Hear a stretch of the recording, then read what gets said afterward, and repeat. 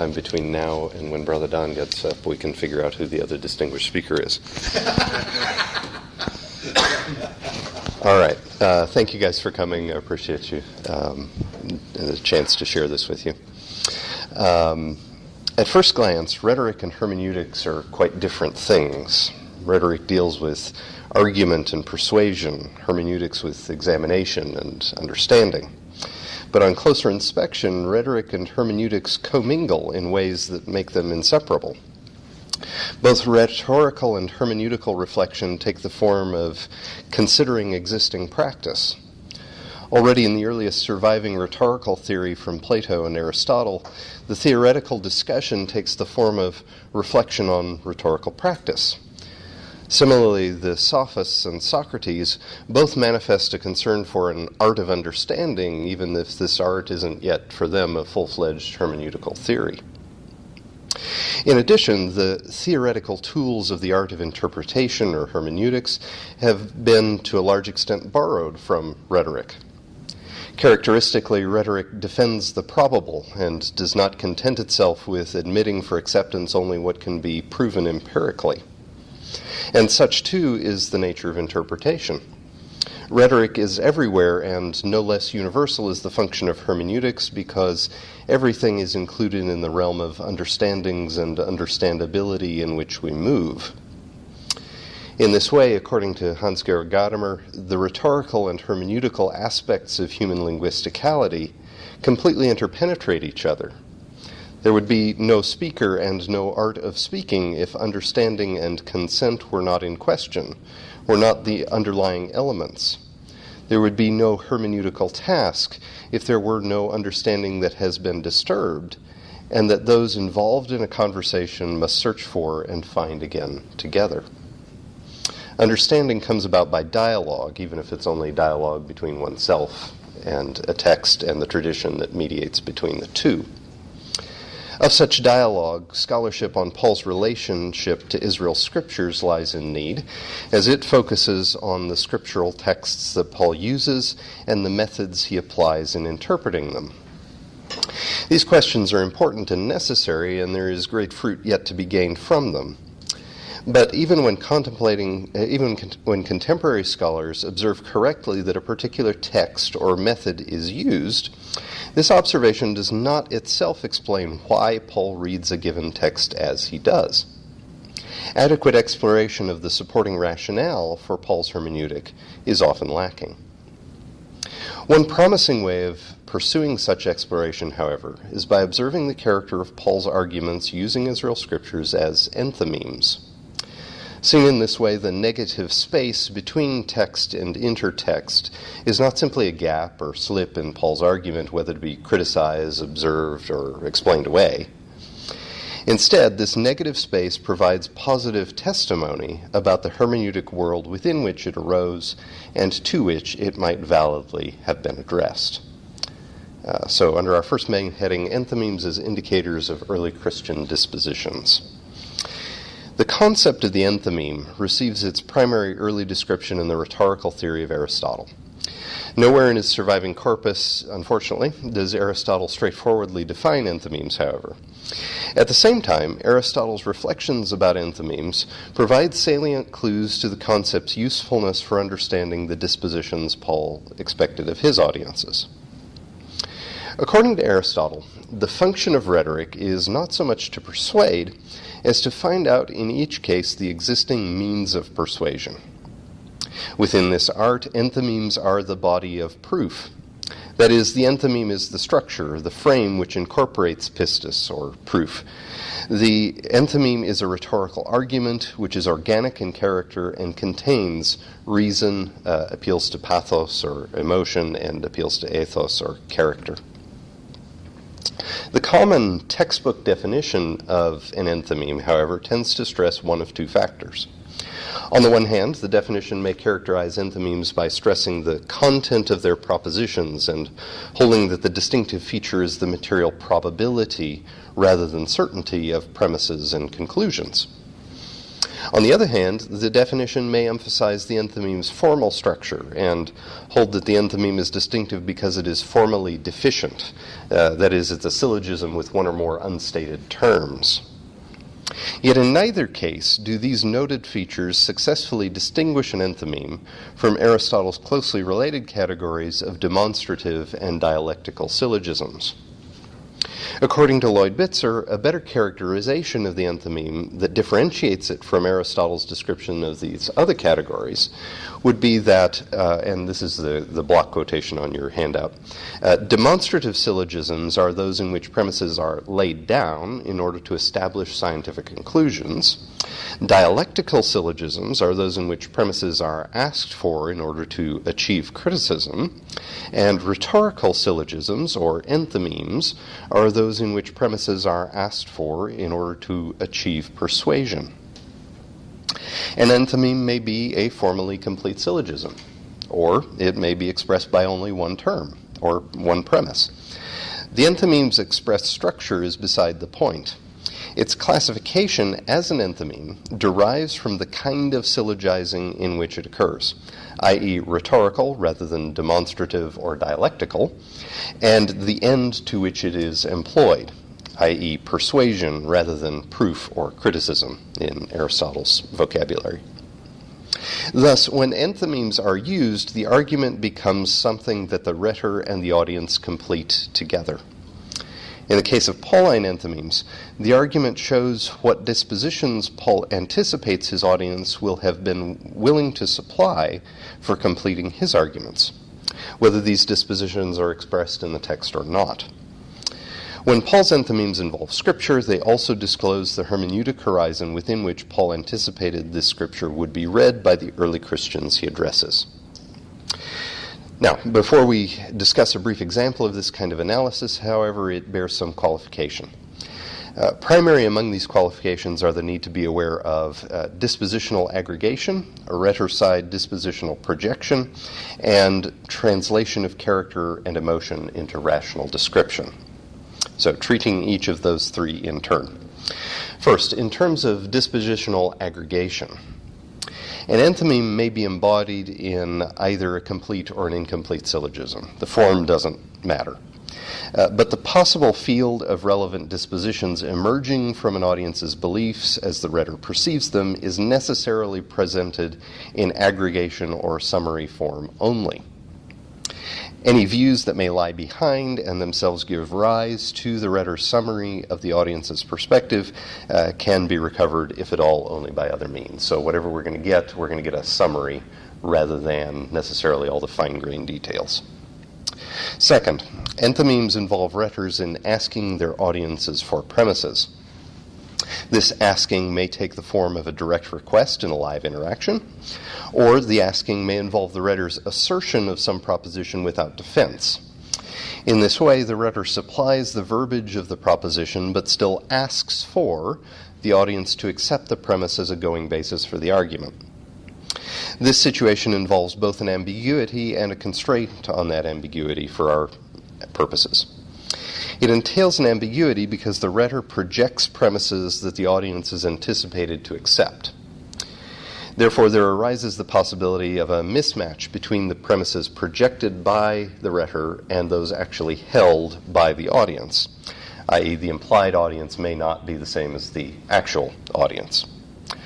So, for example, in 2 Corinthians 7, Paul seems to admit that previous rhetoric from him was mismatched to the effect he desired among the Corinthians and what it actually achieved.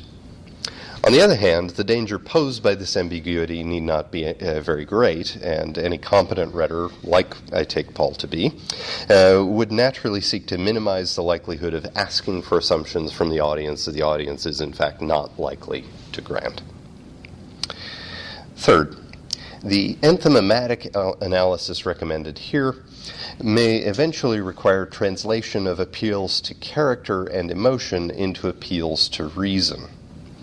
For instance, Paul may argue enthymematically in a way that asks his audience to bring to bear their own perceptions of him as having genuinely been informed by divine revelation, which is an appeal to his character, or their sympathy for the difficulties he might have undergone, which is an appeal to emotion.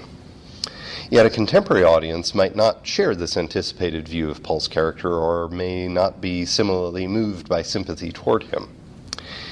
In understanding such enthymemes, therefore, a contemporary audience, and I have in mind here mainly critical biblical scholarship, may be required to translate into rational description what would have appealed to a more original audience by means of character or emotion. Far from being a difficulty, however, this approach is essentially what Aristotle himself undertakes in his Poetics. There, despite the frequency with which poetry appeals to its own audiences by character or emotion, Aristotle translates these appeals into an explanation that focuses on rational description.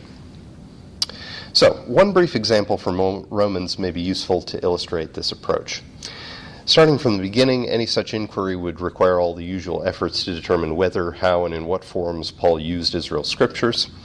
For the sake of brevity, however, these discussions are going to be elided here in order to focus on illustrating the enthymematic character of the argument in Romans 15, 1-7, which directly quotes Psalm 68:10b in the Old Greek, which is 69:10b in the Masoretic text, and 69:9b if you're in an English text. But Paul directly quotes the form exactly as it's represented in the standard critical version of Septuagint. In doing so, the paragraph involves this psalm both in enthymematic appeals that request premises from Paul's audience in the form of both complete and incomplete syllogism. So that's why I've picked it here for our purposes. First, in terms of an incomplete syllogism, most immediately, and with an incomplete syllogism, Romans 15:3 requests from the audience the premise that the Messiah is either the speaker of Psalm 68:10b or a member of the class that the psalmist's speaker represents. According to Paul, the assertion that the reproaches of those who reproached you fell upon me properly explains his claim that the Messiah did not please himself. This is 15:3a. The links between Jesus and the speaker in Psalm 68 are then several-fold. First, the Greek version of the Psalm's superscription indicates that it is for the end concerning those who will be changed, or in the Hebrew text, for the overseer according to the lilies, but that is kind of beside the point for this argument. As enigmatic as either superscription is, however, the Greek text could easily have been understood to suggest an eschatological framework for the psalm. For Paul, the Messiah and his community are eschatological realities. Therefore, reading this psalm eschatologically could make it particularly ripe for appropriation to Messiah Jesus. Second, this psalm is of David, and it's attested to be so as early as 4Q Psalms A in the mid-2nd century BC. In addition, Paul explicitly introduces his quotation of Psalm 68:23 in Romans 11:9-10 with the comment, David says. This observation raises the question of why Paul represents David as the speaker for one portion of the psalm and finds the voice of the Messiah in another portion. Yet the choice to represent Jesus under the title the Messiah in 15:3 of Romans may provide a clue. Often, Israel's messianic hope was laid out toward David's son, and we can cite several different passages for this. If Paul's reference to the Messiah does help to draw out the connotation son of David, then perhaps Paul finds the Messiah's speech as he does in 68:10b because he sees there a correspondence between Jesus and David, which it does not always identify. The earlier quotation in Romans of Psalm 68:23, this is 11:9-10 again, is an imprecation. Romans refers to the Messiah's role in judgment, for example, in chapter 2, verse 16, but much more prominent is Paul's portrait of the Messiah as the one in whom God's love has come to bear in rescuing the Messiah's followers from divine wrath, chapter 5, the bulk of it. Perhaps for this reason, then, Paul retains David as the speaker in Psalm 68:23 to voice a desire for divine vengeance, but Paul installs Jesus prosopologically as the speaker in Psalm 68:10b to explicate that portion of the beneficence associated with his messianic vocation. Third, in the New Testament outside Romans, Psalm 68 also sees deployment regarding Jesus or the events surrounding him. Thus, other early Christian writers besides Paul found this psalm to be a useful matrix for reflecting on Jesus' life and significance for their communities. Even if one allows for the possibility that these various deployments occur under the influence of a common tradition, they still represent other witnesses to the reasonableness of this reading strategy within early Christianity. Fourth, and easily overlooked, there are two minor ambiguities between the argument of Romans 15, 1-3a, and the supporting quotation that the reproaches of those who reproached you fell upon me in 15:3b. On the one hand, the assertion that Jesus did not please himself does not, strictly speaking, match the terms of the supporting quotation about undergoing reproach. The verbiage is different in both cases. I have 5 minutes. I'm coming along. Yes. Let's see. Thus, in this respect, too, there's an enthymematic appeal at work via an incomplete syllogism. On the other hand, one could easily understand the psalm line that Paul quotes as indicating Jesus' willingness to bear up under reproaches that he himself had little or no role in evoking. Yet Paul urges the strong in Romans 14 and 15 to take the initiative in surrendering personal comforts or preferences and benefiting the weak. This is verses 1 and 2 in particular. Jesus merely happening to have the reproaches put upon himself, however, may not be the most forceful argument toward this kind of initiative. There are at least two possibilities for how Paul may have anticipated these gaps being closed. First, based on early Jesus traditions, once Paul began to talk about Jesus' own reproaches, it could have been implicit that Jesus was involved in evoking these reproaches, and we can see here the portraits of Jesus in the Gospels. Second, Psalm 68 may itself suggest initiative on the part of the speaker in verse 10b, because immediately prior to verse 10, the psalmist professes to have undertaken shame for Yahweh's sake. This is verse 8a in the Greek and 7 in the English. In Romans 15:3, Yahweh seems to be retained from the psalm as the initial object of the reproaches. This retention could partly jeopardize the cogency of Paul's use of Psalm 68:10b as a point of imitation for the strong. In this situation, Jesus' subservience in bearing Yahweh's reproaches could cast him into the role of the weak, toward whom the strong Yahweh does not exercise deference. Yet Paul seems to treat Yahweh as outside the class of the entities to whom this argument applies. Instead, Yahweh stands over and outside the whole scenario and specifies Messiah-like deference by the strong to the weak.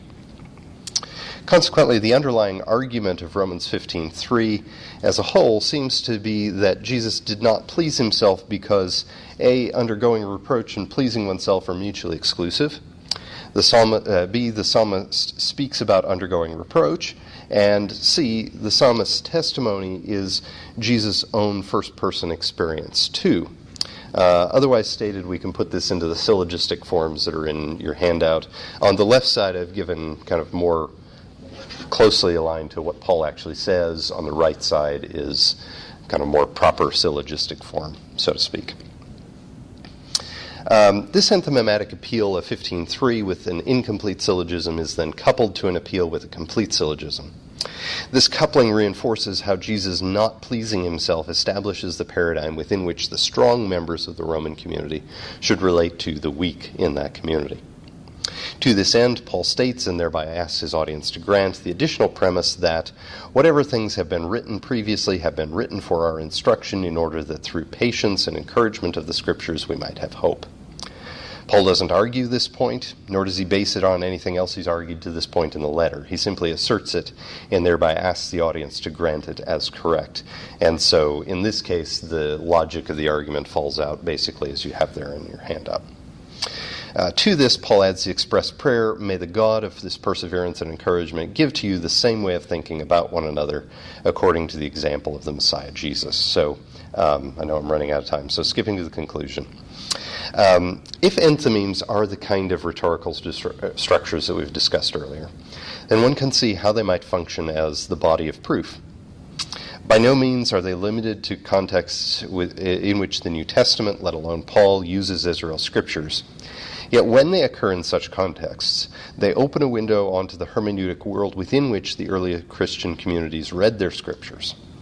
What can be shown about the Roman community's dispositions based on the brief paragraph in Romans 15, 1-7 is modest, but even this small sample discloses three identifiable propositions that Paul expected his audience to hold. One, at least under certain places, the Messiah's voice can be found in psalmists. Two, undergoing reproach and pleasing oneself are mutually exclusive. And three, all Israel's scriptures tend toward the church's perseverance, encouragement, and hope. So in Romans 15, 1-7, Paul assumes these positions as a working basis for his enthymematic appeals. As such, these positions have been transformed into structure. They now help form the hermeneutic world between Paul and his implied audience, and it's in this world within which the argument of Romans 15, 1-7 works. So, thank you.